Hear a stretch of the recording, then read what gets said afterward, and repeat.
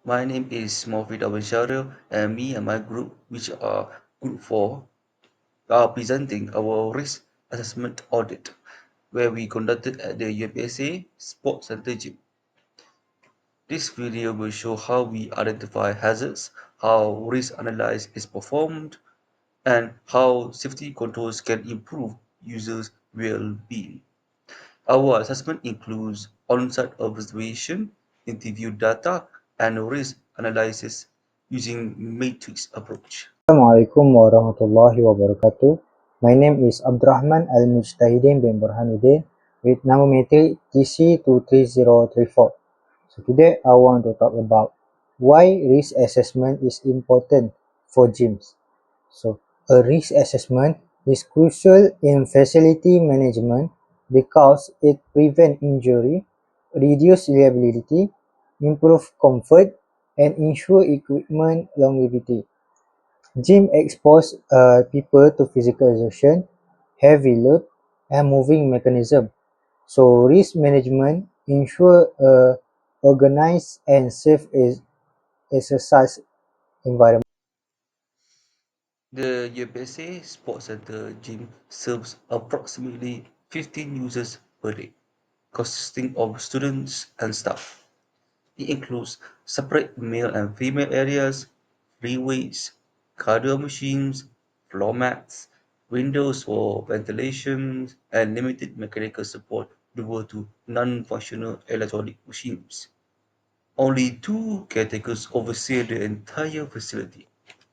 So our audit method includes first physical inspection of floor condition, equipment layouts and ventilation. Second, interview with a caretaker to gather operational information. And lastly, documentation and rating using a hazard risk matrix. We identify hazards including wet floors from rainwater entering, dumbbell left on walkways, users wearing unsuitable attire, and open female gym windows without barrier protection. Although the machines are maintained, non-functional electronic machine is left unused, creating congestion around functioning free weights. To rate hazard, we use a risk matrix where risk equal likelihood multiplied by severity. For example, wet floor carry moderate likelihood but high severity. Make this a priority for hazard. This framework helps justify why some hazards require urgent mitigation while others can manage routinely. This part of the slide will be about the guidelines on filling up the form for the risk assessment form for the gymnasium. Okay, the first thing that we do is fill up the facility names. In our case, on the right side, we fill up the UPSA Gymnasium Sports Center.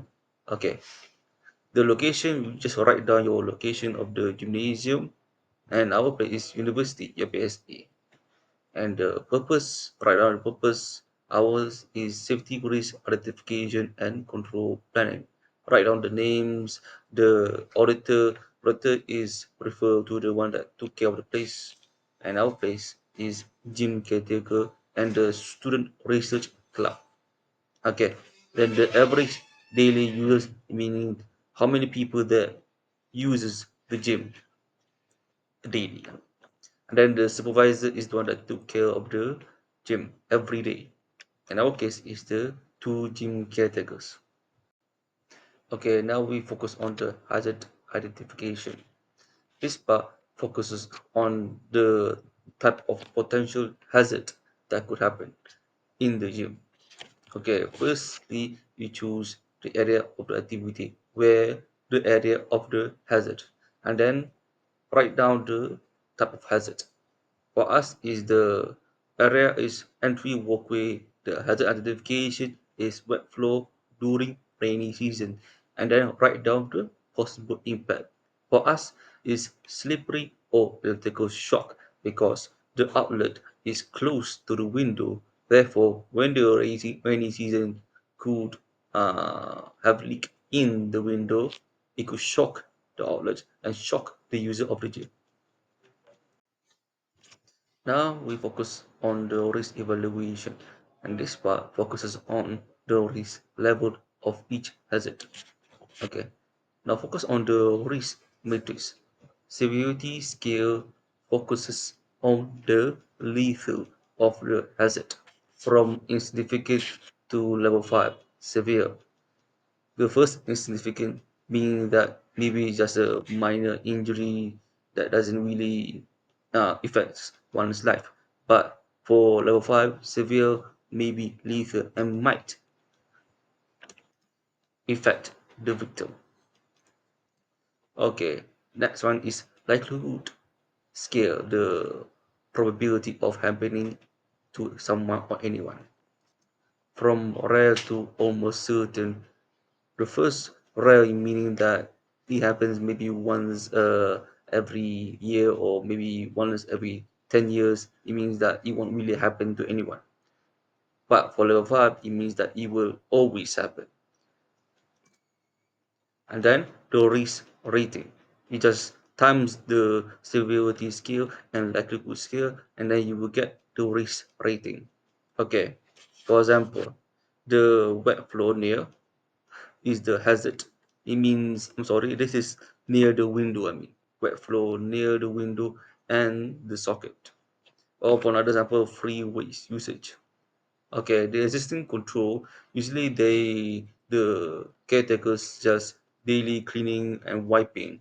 So we just come up with the numbers for the likelihood scale. So write down 3, we wrote down 3, and the severity scale, we wrote down 4. We times them both, and then we got 12. So, but before referring to the risk rating, 12 is between 10 to 11. Therefore, the risk level is high. Refer to this, and you will be able to get your risk level. Okay, this part of the slide, the recommended controls, focuses on how to overcome those hazards that we have identified.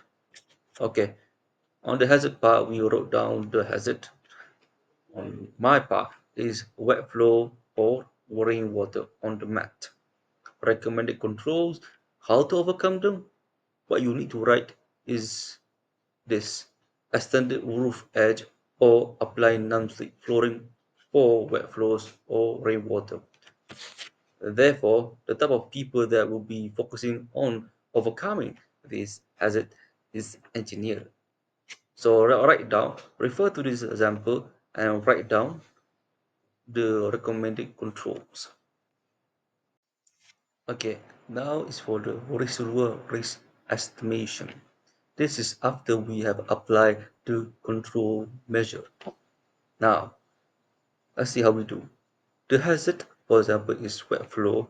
The no likelihood, meaning that after we have improved it, the likelihood has should be in decrease from 3 into 1.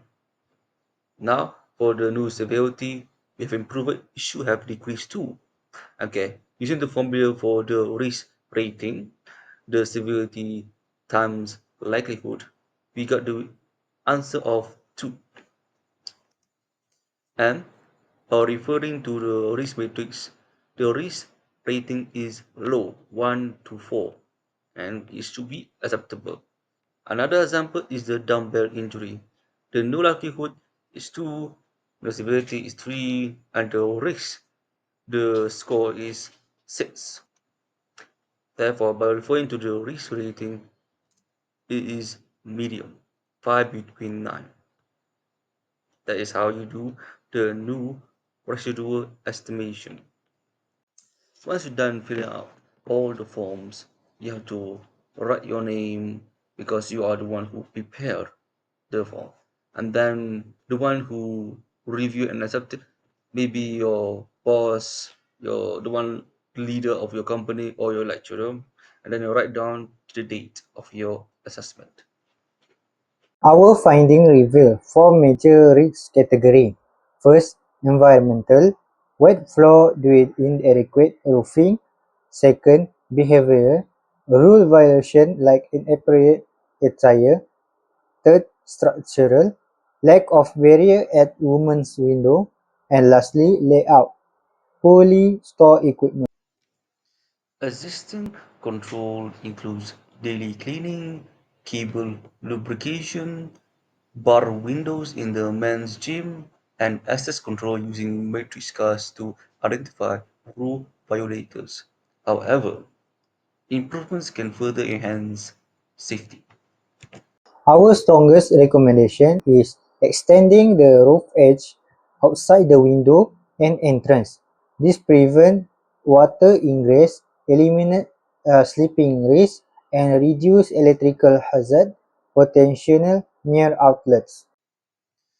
Other recommendations include rearranging equipment to improve flow, reinstalling, safety signage, installing protection bars on female gym windows to prevent falls, and also train more caretakers in case the former two caretakers are unavailable.